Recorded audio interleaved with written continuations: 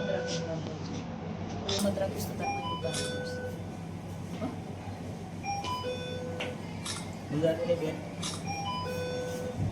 તારી લડાઈ અમે લડીશું અને તને ન્યાય આપીશું ને ભવિષ્યમાં તારી સાથે થયું કોઈ સાથે ન થાય એના માટેની લડાઈ.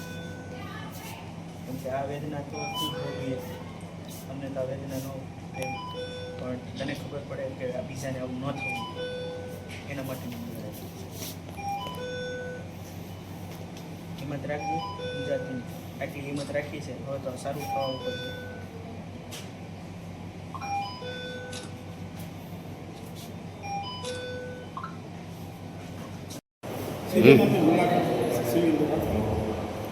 સૌ પ્રથમ તો હું એવું કહેવા માંગીશ કે અમરેલીમાં આ 9 મહિનામાં દીકરીના કહેવાય ને ચારિત્ર ઉપર દીકરીના સ્વમાન ઉપર એક પ્રહાર થયો હોય ને આ બીજી ઘટના છે.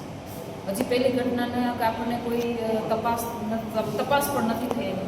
આટલા બધા કહેવાય ને કે અધિકારીઓ અંદર પડ્યા, સારા સારા નામી અધિકારીઓને નીમવામાં આવ્યા, છતાં પણ તપાસના કોઈ કાર્યક્રમ આપણા સુધી પહોંચ્યા નથી.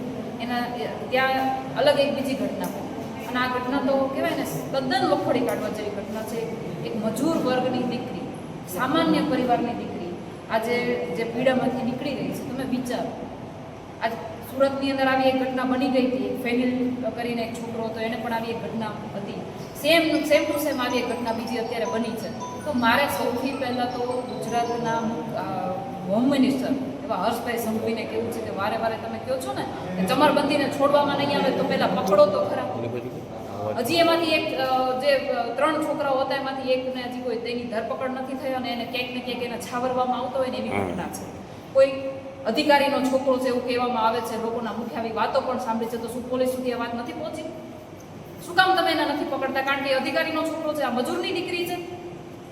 પોલીસ તંત્ર જ્યાં સુધી પોતાનું કામ સરખી રીતે નહીં કરે ત્યાં સુધી ગુજરાતની જનતાને ક્યારેય ન્યાય નથી મળવાનો. અને અત્યારે આપણે બધી જ જગ્યાએ જોઈ રહ્યા છે ગુજરાતની અંદર કે પોલીસ તંત્ર મોટા મોટા નેતાઓ, મોટા મોટા અધિકારીઓના ઈશારે કામ કરી રહ્યા છે. મારે તંત્રને પણ કહેવું છે કે આજે આ તમારી દીકરી હોત ને તો તમને ખબર પડત એની પીડા શું છે.